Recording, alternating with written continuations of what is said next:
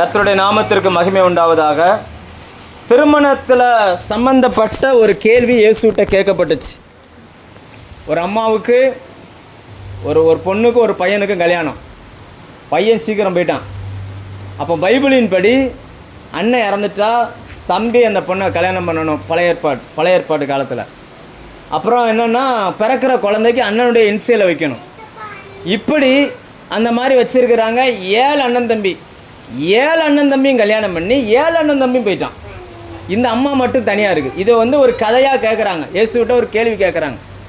அப்போ உயிர் தெழுந்த பிறகு இந்த 7 பேரில் இந்த அம்மா யாருக்கு மனைவி அப்படின்னு பரலோகத்தில் போனால் இந்த 7 பேரில் இந்த அம்மா யாருக்கு மனைவி? ஆமாம், சில மனைவிமார்கிட்ட கேட்டு பாருங்களேன். ஆண்டவர் ஒரு ஆப்ஷன் தர்றாரு. உங்களுக்கு மனைவிகளுக்கு மட்டும் மறுபடியும் உங்களுக்கு ஒரு வாழ்க்கை கர்த்தர் தருகிறார் அப்படின்னா இந்த பிறவியில் எங்களுக்கு கிடைத்த கணவன்மாரே அடுத்ததுலேயும் எனக்கு தரணும் அப்படின்னு விரும்பக்கூடிய மனைவிமார் எத்தனை பேர்?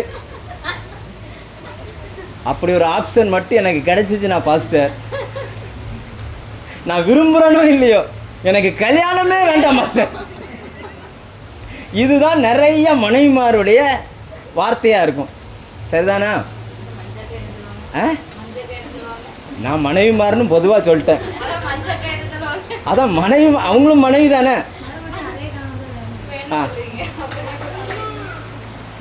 மேக்சிமம் இது என்னன்னா இயேசுகிட்ட ஒரு கேள்வி வருது. இப்படி ஒரு கேள்வி வந்துருச்சு. உயிர் தெழுந்த பிறகு இந்த அம்மா யாருக்கு மனைவி அப்படின்னு சொல்லி. எதுக்காக இந்த கேள்வியை இயேசுவை பார்த்து கேட்டாங்கன்னா, பூமியில் திருமண காரியங்கள் எல்லாமே மனுஷன் தன்னுடைய இஷ்டத்துக்கு தானே செஞ்சுக்கிறான். அப்போ பரலோகத்தில் இது எப்படி தீர்மானிக்கப்படுகிறது அப்படின்ற ஒரு மைண்ட் செட்டில் கேட்குறாங்க. அதுக்கு பதில் சொல்லும் போது தான் இயேசு சொல்லுகிறார், நீ 2 காரியம் தப்பாக புரிஞ்சுக்கிற. ஒன்று, தேவனுடைய வசனத்தையும் தப்பாக புரிஞ்சுக்கிற, தேவனுடைய வல்லமையையும் தப்பாக புரிஞ்சுக்கிற அப்படின்னு சொன்னார். இன்றைக்கி திருமணத்துக்கு ஆயத்தமாகிறவங்களுக்கு ஆண்டவர் வசனங்களை வச்சு சில காரியங்களை சொல்லிக் கொடுப்பார். இன்றைக்கி ஒரு பையன் வீடாக இருந்தனா பையன் தெரிஞ்சுக்கிட வேண்டியது எதை தெரிஞ்சுக்கிடணும்னா, பெண்களுடைய சைக்காலஜி என்னன்றதை ஃபஸ்ட்டு தெரிஞ்சுக்கிடணும். இது ஒரு பெண் வீடாக இருந்துச்சுன்னா ஒரு ஆணினுடைய சைக்காலஜி என்னன்றதை தெரிஞ்சுக்கிடும். இந்த 2ம் தெரிஞ்சால் மட்டும்தான் குடும்பம் நல்லபடியாக போகும். 2ல் 1வது தேறின கேஸாக இருந்துச்சுன்னா கடைசி வரைக்கும் போய் சேர்ந்துடும். 2மே தெரியாத கேஸாக இருந்துச்சுன்னா ஒரே சண்டைக்காடாக என்ன செஞ்சிடும்? என்ன சொல்லுங்க? திருமணம் என்பது தேவன் அமைத்து கொடுத்த நல்ல விஷயமா கெட்ட விஷயமா? கொஞ்சம் மனம் திறந்து சொல்லுங்க. நல்ல விஷயமா கெட்ட விஷயம்? நல்ல விஷயம் தான் பாஸ்டர். ஆனால் எங்க புருஷனை கொடுத்தா தானே பிரச்சனை.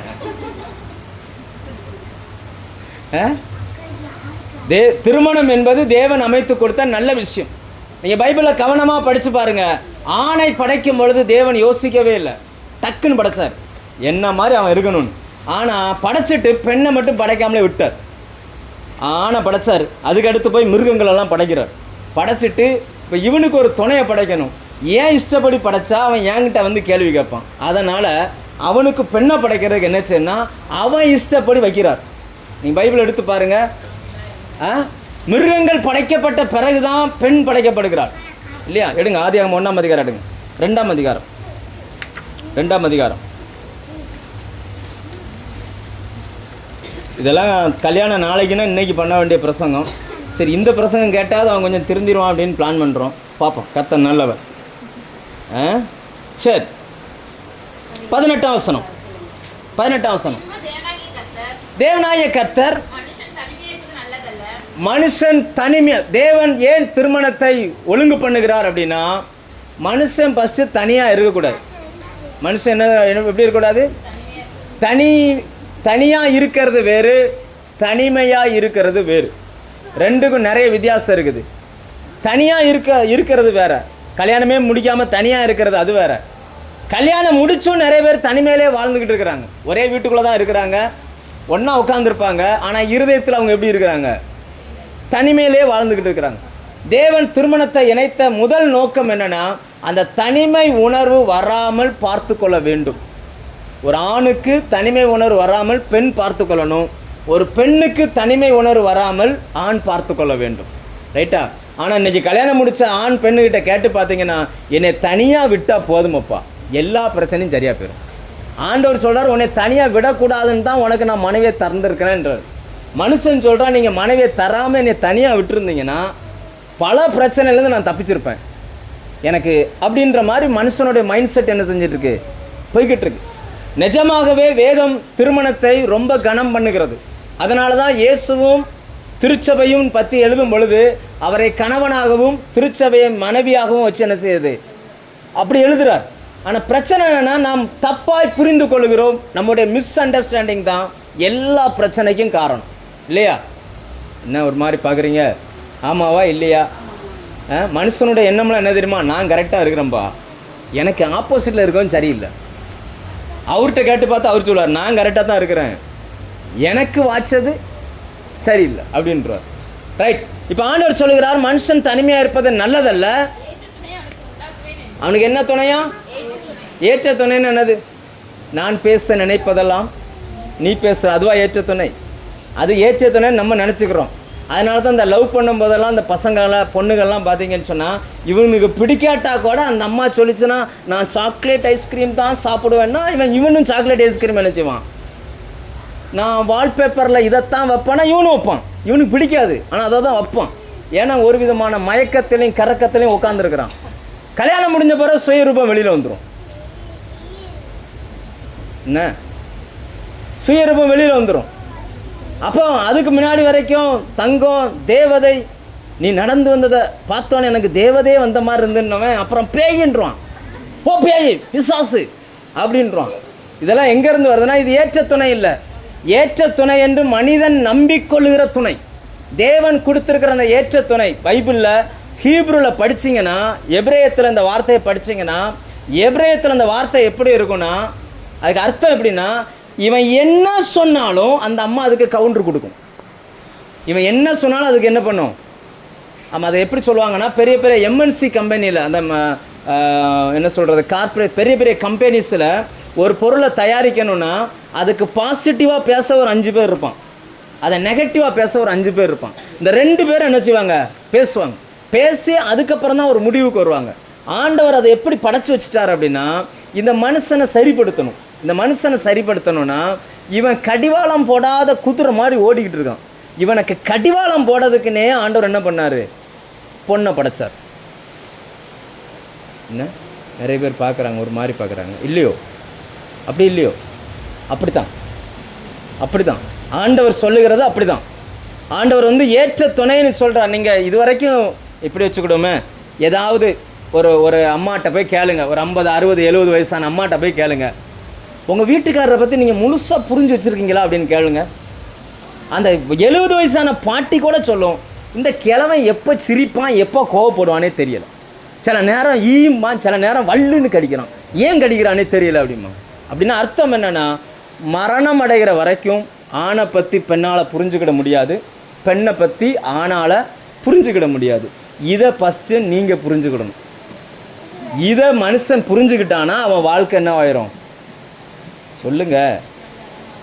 நான் என்னை அவர் புரிஞ்சிக்கவே மாட்டுறாரு அப்படின்னா அவரால் முடியாது. ஏன்னா ஆண்டவர் படைச்சி வச்சதே அப்படி தான் படைச்சி வச்சிருக்கார். அதனால தான் இங்கே சொல்கிறார், ஏற்ற துணையை நான் அவனுக்கு உண்டாக்குவேன்னு சொல்லிட்டு உடனே உண்டாக்கிடல. அதுக்கப்புறம் வாசிங்க, சொல்லிட்டார், முடிவு பண்ணிட்டார். இப்போ இவனுக்கு ஏற்ற துணை உண்டாக்கணும். எப்படி உண்டாக்குறது? ஆண்டவர் பிளான் பண்ணுறார், இவனுக்கு ஏற்ற துணையை உருவாக்கணும் அப்படின்னு பிளான் பண்ணிட்டு, அதுக்கு முன்னாடியெல்லாம் படிச்சிங்கன்னா, வெளிச்சம் உண்டாக கடவுதுன்னு வெளிச்சம் வந்துருச்சு, மரம் செடி உண்டாக கடவுது மரம் செடி வந்துருச்சு, வெட்டாந்தரையிலேருந்து வெட்டாந்தரை தனியாகவும் சமுத்திரம் தனியாகவும் எல்லாம் நடக்குது, சொல்ல சொல்ல எல்லாம் நடக்குது. மனுஷனுக்கு ஒரு துணையை உண்டாக்கணும்னு ஆண்டவர் கொஞ்சம் அப்படியே வெயிட் பண்ணுறார். இப்போ இவனுடைய மனசு என்னன்றது தெரியணும். அப்படி தெரியணும்னு நினச்சிட்டு எல்லா மிருகத்தையும் கொண்டு பேர் வைக்க விடுகிறார். இப்போ பேர் வைக்கும் போது ஒவ்வொன்றா பார்க்கும் போதும் அந்த ஆதாமுக்குள்ள ஒவ்வொரு ஸ்வாபம் வருது. அந்த ஒவ்வொரு ஸ்வாபத்தை வச்சு ஒவ்வொரு மிருகத்துக்கும் பேர் வைக்கிறான். நாயை பார்க்குறான், நாய்க்குள்ளே என்ன செய்யுது, ஒரு ஸ்வாபத்தை பார்க்குறான், உடனே அந்த நாய்க்கு நாயின்னு பேர் வைக்கிறான். சிங்கத்தை பார்க்குறான், சிங்கத்தின் ஸ்வாபத்தை பார்த்துட்டு அதுக்கு, அதாவது என்னென்னா அந்த ஸ்வாபத்தை இவன் மைண்டில் கொண்டு அதுக்கு தகுந்த மாதிரி ஒன்றை ரெடி பண்ண ஆரம்பிச்சிடான். இவன் இப்படி ரெடி பண்ண கர்த்தர் கரெக்டாக இவனை வாட்ச் பண்ணுறார். ஓஹோ, நீ பாவத்தை வச்சு தான் ஒன்று ஒன்றா நீ முடிவு பண்ணுறியா அப்படின்னு சொல்லி அதுக்கப்புறம் தான் பேர் வச்சு முடித்த உடனே அவனை தூங்க வச்சுட்டு அவன் விழாவிலேருந்து ஒரு எலும்பை ஆப்ரேஷன் பண்ணி எடுத்துகிட்டு போய் வெளியில் போய் அந்த ஏதேன் தோட்டத்தில் இல்லை வெளியில் போய் அவளை பெண்ணாக மாற்றி கொண்டு வருகிறார். ஏதேன் தோட்டத்துக்குள்ளே கொண்டு வருகிறார். ரைட்டா? நான் சொல்ல புரியுதா? ஆண் தேவனுடைய சித்தத்தின்படி படைக்கப்பட்டவன். ஆனால் பெண் என்பவள் தேவனுடைய சித்தத்தின்படி படைக்கப்படலை, ஆணினுடைய சித்தத்தின்படி, ஆணினுடைய விருப்பத்தின் அடிப்படையில் படைக்கப்பட்டவன். அதனால தான் பெண்களுடைய இருதயம் எப்போவுமே தன் கணவன் மேலே எப்படி இருக்கும்?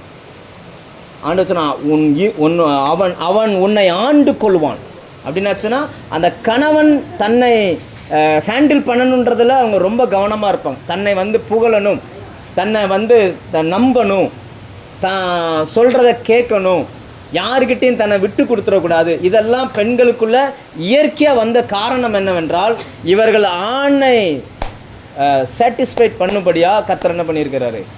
நான் சொல்கிறது உங்களுக்கு புரியுதா? இல்லை கம்யூனிஸ்ட் மாதிரி அதெல்லாம் கிடையாதுங்க. ஆணும் பெண்ணும் சமம். நானும் ஆணும் பெண்ணும் சமம் தான் சொல்கிறேன், நான் இல்லைன்னு சொல்லலை. ஆனால் படைப்பு எப்படிப்பட்டதுன்னா, ஆணை படைக்கும் பொழுது அவர் தன்னை பார்த்து பேசினார், பெண்ணை படைக்கும் பொழுது ஆணை பார்க்குறார், அவன் என்னெல்லாம் பண்ணுறான்றதை பார்க்குறார், எந்த நேரத்தில் எப்படி நடந்துக்கிறான்றதை பார்த்துட்டு அவனை அட்ஜஸ்ட் பண்ணக்கூடிய ஒரு இதில் கொண்டு ஒரு பெண்ணை படைச்சி வைக்கிறார். எவ்வளோ பெரிய கோபக்காரனும் யாருக்கிட்டையும் மோதிடுவான், மனைவின்னு வரும்போது என்ன பண்ணிடுவான்? சரண்டர் ஆயிடுவான். என்ன சொல்ல ஒத்துக்கிறீங்களா இல்லையா?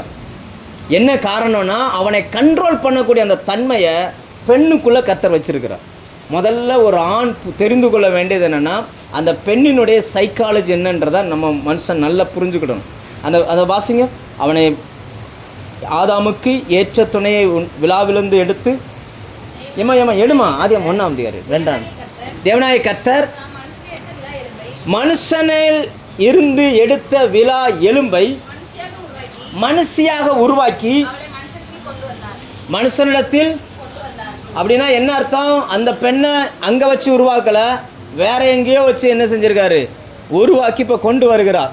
கொண்டு வரும் பொழுது தமிழில் அதில் எதுவுமே எழுதலை. தமிழில் எப்படி எழுதியிருக்குன்னா அந்த பெண்ணை பார்க்குறார், பார்த்த உடனே அதில் ஒன்றுமே போடலை. இவர் ஆதாம் என்ன சொல்கிறார் அப்படின்னாச்சுன்னா, இவள் என் எலும்பில் எலும்பும் என் மாம்சத்தில். தமிழில் எப்படி இருக்குது, ஆனால் ஒரிஜினல் ஹீப்ரூவில் எப்படி இருக்குன்னா அதில் ஒரு வார்த்தையை கூட சேர்த்துருக்குறாங்க. என்னென்னா, மிருகத்தையாக பார்த்துக்கிட்டு இருந்தார்ல, சிங்கத்தை பார்த்தாரு, கரடியை பார்த்தாரு, அப்படி ஒன்று ஒன்றா பார்த்துக்கிட்டே இருந்தவன் இப்போ தன்னை போல உருவமுள்ள ஒரு ஆளை பார்த்த உடனே அவன் என்ன பண்ணான்னா, இந்த நம்ம சிலர் அதிசயமாக ஏதாவது சொல்லுவாங்கள்ல, ரொம்ப வா அப்படி சொல்லுவாங்கள்ல, அந்த மாதிரி அந்த பெண்ணை பார்த்த உடனே தன்னை மறந்து அப்படியே சந்தோஷப்பட ஆரம்பிச்சிட்டான். அதனால் அதிலிருந்து நம்ம என்ன தெரிஞ்சுக்கிறோம் என்றால், ஒரு ஆண் மனைவி முன்னாடி இன்னொரு பெண்ணை புகழ்ந்துட்டார் அப்படின்னா தனக்குத்தானே ஆப்பை செதுக்கி வைத்து கொள்ளுகிறார் என்று அர்த்தம். ஏனென்றால் பெண் முதல்ல ஒரு பெண்ணை ஒரு ஆண் புகழ்ந்தது யாரன்னா பெண்ணை தான். அப்போ பெண்களுக்குள்ள அந்த இயற்கை ஆட்டோமேட்டிக்காகவே என்ன செஞ்சிருச்சு? வச்சிருச்சு. நான் சொல்ல புரியுதா உங்களுக்கு? அப்போ படைச்சிட்டு ஆண்டவர் அந்த ஆணுக்குள்ளே என்னத்தை வச்சார் அப்படின்னா, பெண்ணை படைக்கிறதுக்கு முன்னாடியே ஆணுக்குள்ளே ஒரு வேலையை வச்சார். என்ன சொன்னார்னா, வாசிங்க 2ஆம் அதிகாரத்தில் அவனை ஏதேன் தோட்டத்துக்கு கொண்டு வந்து என்ன கொடுக்குறாரு? 2ஆம் அதிகாரம்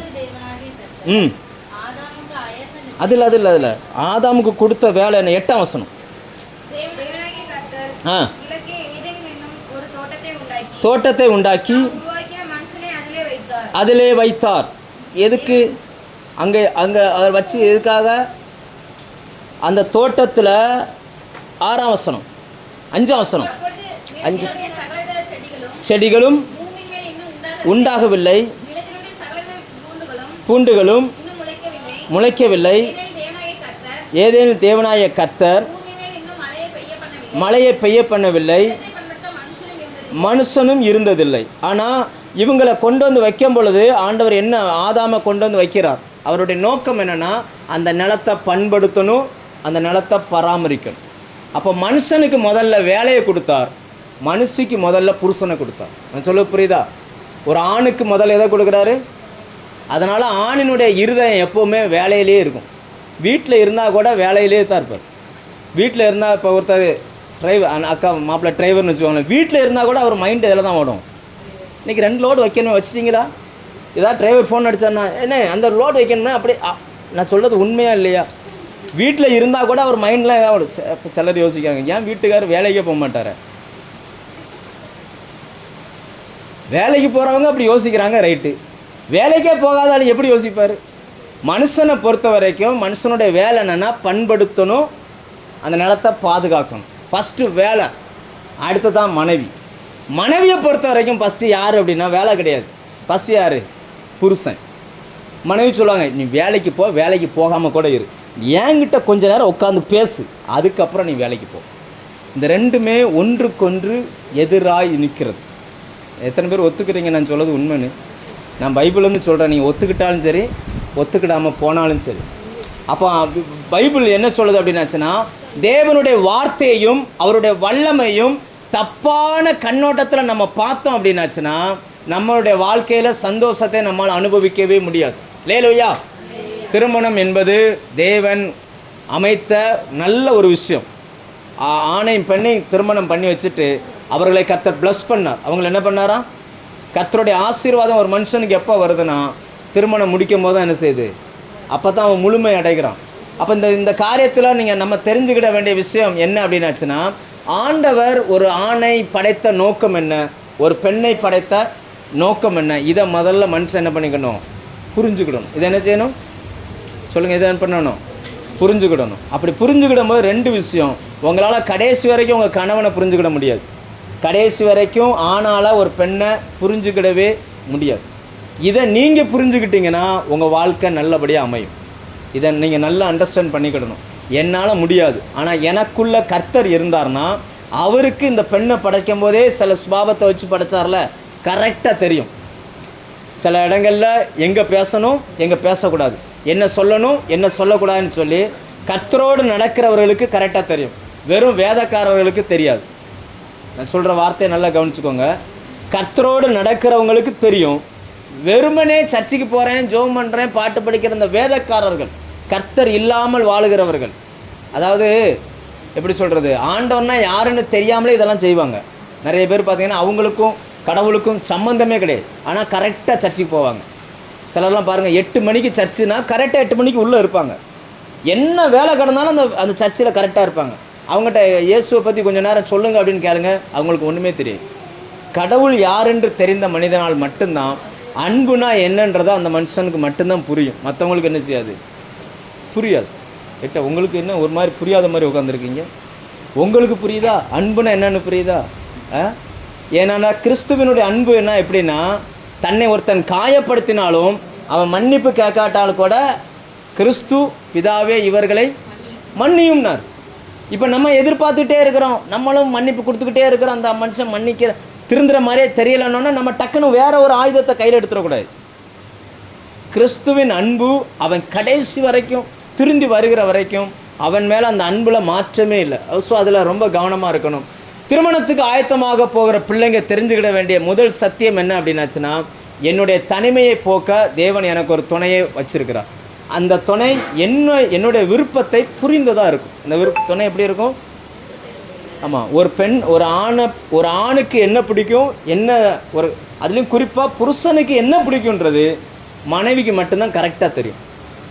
நீங்கள் பைபிளில் பாருங்கள், ஈசாக்குக்கு கண்ணு பார்வை குறைஞ்சி போச்சு. வேட்டையாடி சாப்பாடு கொண்டு வான்னு சொல்கிறாரு ஏசாக்கிட்ட. ஆனால் அந்த அம்மா என்ன பண்ணிருச்சு, ஒரு ஆட்டை அடித்து சமையல் பண்ணி கொடுத்துருச்சு. இப்போ ஆட்டுக்கறிக்கும் மான் கறிக்கும் சாப்பிட்ட ஆளுக்கு என்ன செய்யலை, வித்தியாசம் தெரியல. என்ன பார்க்குறீங்க? 2 கறிக்கும் வித்தியாசம் இருக்குது தெரியுமா? இப்போ ஒரு ஆட்டுக்கறிக்கும் வேற கறிக்கும் வித்தியாசம் இருக்கா இல்லையா? ஒரு ஆட்டுக்கறிக்கும் கோழிக்கறிக்கும் கண்ணு தெரியாதவங்க கூட என்ன செஞ்சிருவான், கண்டுபிடிச்சிருவான்ல. ஆனால் ஈசாக்கால கண்டுபிடிக்க முடியல. எப்படின்னா அவங்க மனைவிக்கு தெரியும் எப்படி சமைச்சா அவர் தன்னை மறந்து சாப்பிடுவார்ன்றது. இன்னும் ஒரு மாதிரி பார்க்குறீங்க, மனைவிமாருக்கெல்லாம் தெரியுமா இல்லையா? சந்தோஷமாக இருந்தாங்கன்னா அவங்க சமையலே வேறு மாதிரி இருக்கும். சங்கடமாக இருந்தாங்கன்னா அன்னைக்கு சமையலே வேறு மாதிரி இருக்கும். அதிலே தெரிஞ்சுக்கலாம். அதே காட்டி கொடுத்துரும். அவங்க போகும்போது அவங்க வைக்கிற சாப்பாடை பார்த்தாலே தெரிஞ்சிடும் ஓ இன்னைக்கு ஆள் சரியில்லையே, ரைட்டா? பிரச்சனை எங்கேருந்து ஸ்டார்ட் ஆகுது? சண்டை போடணும்னு முடிவு பண்ணிட்டாலே அன்னைக்கு உப்பு கூடும், உரப்பு கூடும். அது புத்தி உள்ள கணவன் என்ன பண்ணிடுவார்னா அதையும் சிரித்த முகத்தோடு சாப்பிட்டுட்டு எதுக்கு தான் சண்டைன்ட்டு போயிடுவார். புத்தி குறைந்தவர்களாக இருந்தால் என்ன பண்ணுவாங்க அப்படின்னாச்சுன்னா, எவ்வளோ சொல்லி கொடுத்துருக்கா என் பொண்டாட்டிக்கிட்ட,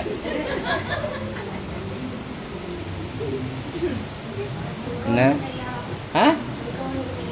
திங்கவனுக்கு தெரியாதபடி மனைவியால் சமைக்க முடியும். அதை தான் நான் சொல்கிறேன். இல்லை, பைபிள் சொல்லுது, நான் சொல்லலை. பைபிள் நீங்களே கொஞ்சம் யோசிங்களேன். அவர் பிறந்ததுலேருந்து ஆடு மேய்க்கிற ஆள், டெய்லி ஆட்டுக்கறி சாப்பிடக்கூடிய ஆள். அவருக்கு தெரியாதா இது ஆட்டுக்கறியா மான் கறியா வனவிலங்கினுடைய கறியான்னு அவருக்கு தெரியாதா? அவர் ஆசைப்பட்டு கேட்குறாரு, வனத்தில் போய் வேட்டையாடி எனக்கு சமைச்சு கொண்டு வான்னு சொல்லி. ஆனால் மனைவி என்ன பண்ணிருச்சுன்னா, மான் கறி சாப்பிட்டா என்ன டேஸ்ட் வருமோ அதான் ஆட்டுக்கறியிலே சமைச்சிருச்சு. சில அம்மாமாரெலாம் ரசம் வைப்பாங்க தெரியுமா? ரசம் வச்சு அம்மாமா ரசம் வைப்பாங்க, மனைவி வந்து கோழிக்கறி வச்சுருக்கேன்னா கோழிக்கறியை விட இந்த ரசம் டேஸ்ட்டாக இருக்கும். நான் சொல்கிறத ஒத்துக்கிறீங்களா ஒத்துக்கலையா? ஏன்னா இந்த அம்மா இப்போ தான் என்ன செஞ்சுக்கிட்டு இருக்குது, படிச்சுக்கிட்டு இருக்கு. அந்த அம்மாவுக்கு தெரியும் என்ன வச்சு கொடுத்தா எப்படி சாப்பிடுவாங்கன்றது என்ன செய்யும். அவங்க கேட்குறான், நீங்கள் இப்படி ஒரு நாள் கூட எனக்கு ரசம் வச்சு தந்தது இல்லையே. ஸோ ஒன்றை புரிஞ்சுக்கோங்க, பெண்ணை கொண்டு வந்து நிப்பாட்டின உடனே ஒரு ஆண் செய்த முதல் விஷயம் என்னென்னா அந்த பெண்ணை புகழ்ந்தார். முதல்ல என்ன பண்ணார்? இன்றைக்கும் அவர் போயிட்டார், இருந்தாலும் நீங்கள் சொல்லுங்கள், உங்கள் தம்பி தானே தம்பிகிட்ட சொல்லுங்கள், உன் மனைவி உன் கண்ட்ரோலுக்குள்ளே வரணுன்னா கொஞ்சம் நல்லா புகழ்ந்து பேசு. என்ன சொல்லணும்? ஆமாம், இதுதான் முதல் பெண்ணுக்கு எதிர்பார்க்கக்கூடிய முதல் விஷயம். நீ புகழ்ந்த உடனே அவங்க உள்ளுக்குள்ளே மயங்கிடுவாங்க. ஆனால் வெளியில் என்ன சொல்லுவாங்க, சும்மா நடிக்காங்க அப்படின்றாங்க. ஆனால் உள்ளுக்குள்ளே அது எப்படி தான் இருக்கும். நான் சொல்ல புரியுதா? இதை நல்ல மைண்டில் வச்சுக்கோங்க. அதே போல் இப்போ ஒரு பெண்ணாக இருக்கிறாங்கன்னா அவங்க அதை ரொம்ப எதிர்பார்ப்பாங்க. தன் கணவன் வந்து தன்னை என்ன செய்யணும், தன்னை புகழணும். அதை சிலர்லாம் சமைச்சு வைப்பாங்க பாருங்கள். சில ஆண்கள்லாம் வேலை செஞ்சுட்டு பசியோடு வருவாங்க. சமைச்சு வச்சதை பார்த்த உடனே இந்த வான்கோழி தவிட்டை திங்கிறது போல் அப்படியே தின்னுட்டு அப்படின்னு கொரட்டை விட்டுரும். இந்த அம்மா பக்கத்துலேயே உட்காந்துருக்கும், இந்த மனுஷன் என்னத்தையாவது சொல்லுவானா அப்படின்னு அவ்வளவு கஷ்டப்பட்டு சமைச்சிருப்பாங்க. ஆனால் இந்த ஆண்கள் சில நேரத்தில் என்ன செய்ய மாட்டாங்க, சில நேரம்ன்றல பல நேரங்கள் என்ன செய்ய மாட்டாங்க. அதே நேரம் ஹோட்டலில் எவனாவது சமைச்சதை வச்சுக்கிட்டு என்ன செய்வாங்க, செம்ம டேஸ்ட்டாக இருந்தில்ல. அப்போ இந்த அம்மாவுக்கு உள்ளுக்குள்ளே அப்படியே எரியும், செம்ம டேஸ்ட்டாக இருந்துச்சா, இருடி மௌனை உனக்கு வச்சுக்கிறேன். சொல்ல புரியுதா உங்களுக்கு? ஒரு முறை நாங்கள் ஒரு பாஸ்டர்ஸ் மீட்டிங் போயிருந்தோம். அப்போது அந்த பாஸ்டர்மா செம்மையாக ஒரு குழம்பு வச்சுட்டாங்க. நான்லாம் ஒரு வார்த்தை கூட பேசலை. என் பக்கத்தில் இருந்த ஒரு பாஸ்டர் என்ன பண்ணிட்டாரு, சூப்பராக இருக்கு இன்னைக்கு சிக்கன் குழம்புன்ட்டார். இவர் சொன்னதை அவர் மனைவி கேட்டுருச்சு. அவங்க மனைவி சொல்லுது, எத்தனை நாள் நான் எவ்வளோ ருசியாக வச்சு கொடுத்தேன், இந்த குழம்பும் உனக்கு டேஸ்ட்டாக இருக்கா, வீட்டுக்கு வா அப்படின்ட்டு. நான் சொல்ல புரியுதா உங்களுக்கு? திருமணத்தில் இணைய போகிறவங்க இந்த சின்ன சின்ன விஷயங்களில் தான் என்ன பண்ணுவாங்க, பெரிய கப்பல்கள் சின்ன துவாரத்தில் தான் முங்குது. சின்ன சின்ன விஷயங்களை சரி பண்ணிட்டாங்கன்னா குடும்பங்கள் உடையாமலே என்ன செஞ்சிடும், கொண்டுட்டு போயிட முடியும். ரெண்டாவது, ஆணினுடைய மைண்ட் எப்போவுமே வேலையிலேயே குறியாக இருக்கும். ஏன்னா அவர் தனியாக இருந்து பழகிட்டார். பெண்ணினுடைய மைண்டு எப்போவுமே என்ன செய்யாது, ஏன்னா அவரை படைத்த உடனே பேச்சு துணைக்கு ஒரு ஆள் வந்துட்டார். இப்போ ஒரு பெண் என்ன செய்வாங்க அப்படின்னா, ஒரு காரணம் தெரியாமல் தூங்கவே மாட்டாங்க. ஏதோ ஒன்று செஞ்சுட்டாருன்னா அதுக்கான காரணம் தெரியாமல் தூங்கவே மாட்டாங்க. ஆண் அப்படி கிடையாது, ஏமா விடுமா பார்த்துக்கிட்டோம் அப்படின்ட்டு அப்படி தட்டி விட்டு போயிடுவார். ஆனால் ஒரு பெண்ணுக்கு வந்து அப்படி சான்ஸே கிடையாது. எத்தனை வருஷம் ஆனாலும் அதற்கான காரணத்தை அவர் சொன்ன பிறகு தான் அந்த பிரச்சனை வந்து தீர்வுக்கு கொண்டு வர முடியும். ஸோ இதையும் ஒரு ஆண் வந்து தெரிந்து கொள்ள வேண்டும். ரெண்டாவது, இவர்களை ஆண்டவர் என்ன சொல்லுகிறார்? 26ஆம் வசனம், 1ஆம் அதிகாரம் 28ஆம் வசனம். அவர்களை நோக்கி நீங்கள் என்ன செய்யணுமா, என்ன செய்யணும்? அது என்ன பழுகி பெருகி? பழுகி பெருகிறதுனா என்னது? நம்ம பிரசங்க வாக்கியம் என்ன? தேவனுடைய வசனத்தையும் வல்லமையையும் குறித்து தப்பான எண்ணம் கொள்ளுகிறீர்கள். பழுகி பெருகினோன்னு நம்ம என்ன நினச்சிக்கிறோம்னா growth ஆகுறதுன்னு நினச்சிக்கிறோம், பெருகுதுன்னு நினச்சிக்கிறோம். பெருகிறதுனா ஆண்டவர் பெருகிறத மட்டும் எழுதி வச்சுருப்பார். ஒரு வார்த்தை சேர்த்து எழுதுறார். அது என்னென்னா பழுகி. அதுக்கு பேர் என்னது? பழுகி. பழுகினா என்ன அர்த்தம் சொல்லுங்கள். இதுக்கு தமிழ் டீச்சர் யாராவது இருந்தால் கேட்டு பாருங்கள். பழுகின்னு என்ன அர்த்தம்? பழுகின்னு என்னது? ஆங்கிலத்தில் சில மொழிபெயர்ப்பு எப்படி போட்டிருப்பாங்கன்னா ஃப்ரூட்ஃபுல்னு போட்டிருப்பாங்க. கனி கொடுக்கிறது, ஒருவருக்கு ஒருவர் உதவியாய் கனி கொடுக்கிறது. கனி கொடுக்கிற மரங்களை கவனித்து பாருங்கள். கனி கொடுக்குற மரம் யாருக்காக கொடுக்குதுன்னு நினைக்கிறீங்க? இப்போ தென்னை மரம் காய்க்குது, யாருக்காக காய்க்குது சொல்லுங்கள்? யாருக்காக காய்க்குது? அது யாருக்காகவும் காய்க்கலை. தன்னை தேவன் அப்படி படைச்சாரு, அதனால் அது என்ன பண்ணுது? செய்யுது. மனுஷன் சாப்பிட்டாலும் சரி, சாப்பிடாமல் போனாலும் சரி. சில மரங்களில் மாம்பழம், கொய்யாப்பழமெல்லாம் காடுகளில் காய்க்கும். அங்கே சாப்பிட்றதுக்கு மனுஷனே இருக்க மாட்டான். மனுஷன் இல்லைன்றதுக்காக அவைகள் காய்க்காமல் இருக்காது. அது தன்னுடைய வேலையை தான் செஞ்சுக்கிட்டே இருக்கும். அப்போ நீங்கள் பழுகி பெருகணும்னா ஆண் ஒரு பெண்ணுக்கு செய்ய வேண்டிய உதவியை செய்யணும். அதை ஒரு பெண்ணை தேவன் எதற்கு படைச்சாரோ அதை அந்த பெண் செய்யணும். ஒரு ஆணை எதுக்கு படைச்சாரோ அதை அந்த ஆண் என்ன செய்யணும். அப்படி செஞ்சாதான் நீங்கள் பழுகுறீங்க. அதுக்கப்புறம் தான் நீங்கள் பெருகவே முடியும். இந்த கனி கொடுக்குற அந்த தன்மையை ஃபஸ்ட்டு என்ன செஞ்சுக்கணும்? புரிஞ்சுக்கிடணும். ஒரு ஆண் எதிர்பார்க்கிற அந்த கனி என்ன நினைக்கிறீங்க? ஒரு பெண்ணுக்கிட்ட இருந்து ஒரு ஆண் எதை எதிர்பார்க்குறார்? அல்லது ஒரு பெண் ஒரு ஆணுக்கிட்ட எதை எதிர்பார்க்குறார்? சொல்லுங்கள். திருமணம் முடித்த அம்மாமார் சொல்லுங்கள். எவ்வளோ தூரம் நீங்கள் உங்கள் மேரேஜ் வாழ்க்கையில் சரியாக இருக்கிறீங்கன்னு பார்ப்போம்.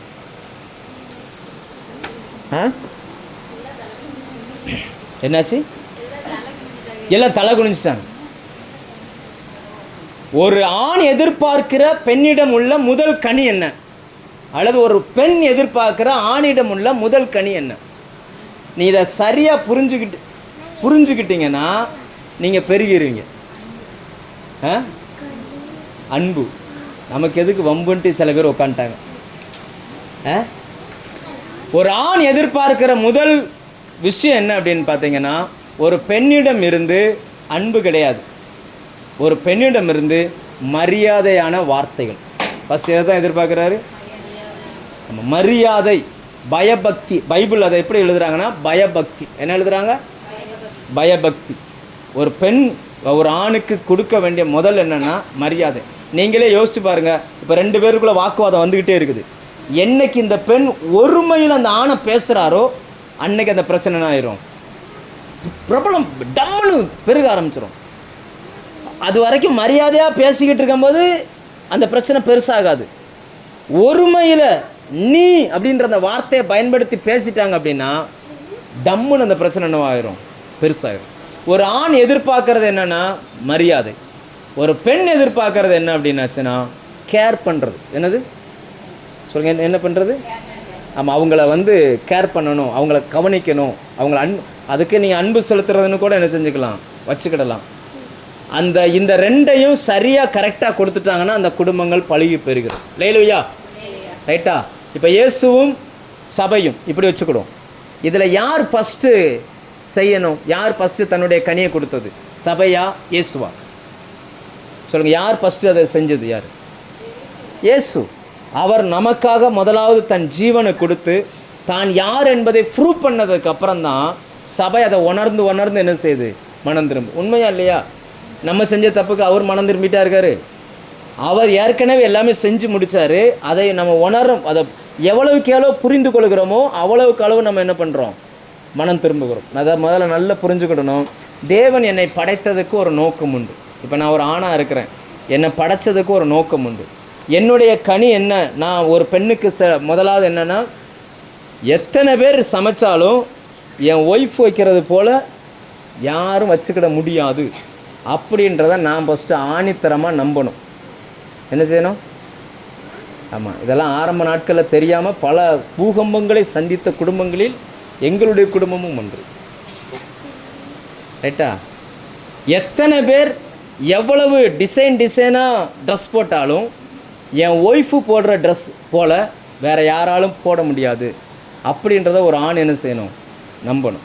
ஸோ இந்த மாதிரி நிறைய காரியங்கள் இருக்குது. திருமணத்தில் இணைய போகிற தம்பி மாதிரி இதை ஃபஸ்ட்டு என்ன செஞ்சுக்கணும்? ஏன்னா பைபிளில் வசனம் சொல்லுகிறது வீடும் ஆஸ்தியும் அப்பா அம்மா கட்டி வச்சுக்கக்கூடிய சொத்து. ஆனால் புத்தி உள்ள மனைவி அப்பா அம்மா செய்ய முடியாது. யார் தான் செய்யணுமா? கர்த்தர் தரணும். அப்போ கர்த்தர் ஒரு பெண்ணை கொடுக்குறாரு அப்படின்னாச்சுன்னா புத்தியோடு தான் கொடுக்குறாரு. அந்த புத்தியை வெளியில் எடுக்கிறதும் உள்ளேயே அடைச்சி போடுறதும் இந்த ஆணினுடைய கையில் இருக்குது. பெண்களை பொறுத்த வரைக்கும் பெண் வந்து ஒரு தாய். பெண் வந்து யார்? ஒரு தாய்மையானவங்க. நீங்கள் அந்த பெண்ணுக்கிட்ட எதையாவது கொடுத்தீங்க அப்படின்னா அதை அவங்க பத்திரமா வைப்பாங்க. அப்படியே சேர்த்து வச்சு சில நாட்களுக்கு பிறகு கொடுக்கும் பொழுது அது பெருசாக கொடுத்துருவாங்க. பொதுவாக சைக்காலஜியில் சொல்லுவாங்க, ஆண்கள் ஒரு நாளைக்கு சுமார் 8000 வார்த்தை தான் பேசுகிறாங்களாம். எவ்வளோ பேசுகிறாங்க? 7000 வார்த்தை பேசுகிறாங்களாம் ஆண்கள். அதே இது பெண்கள் எவ்வளோ பேசுகிறாங்களாம் சொல்லுங்கள்? எவ்வளவு? 14. இப்போ திருமணம் முடித்த பெண் யார்கிட்ட பேசுவாங்க? திருமணம் முடித்த பெண் நீங்கள் பாருங்கள், திருமணம் முடித்து வீட்டுக்கு வந்த பெண் யாருக்கிட்டையுமே பேச மாட்டாங்க. அப்படியே வீட்டுக்குள்ளேயே இருப்பாங்க. ஏன்னா எப்படா வீட்டுக்கார் வருவார் அவர்கிட்ட பேசணும்னு நினச்சிவார், அவர் பேசணும்னு நினைப்பார். இப்போ 14,000 வார்த்தையில் 10,000 வார்த்தையை தான் கணவன் கேட்டிருக்கார். இப்போ 4,000 வார்த்தை இருக்குது. மறுநாள் 10,000 கேட்டிருக்கார். அப்போ எத்தனை ஆயிரம் வார்த்தை இருக்குது?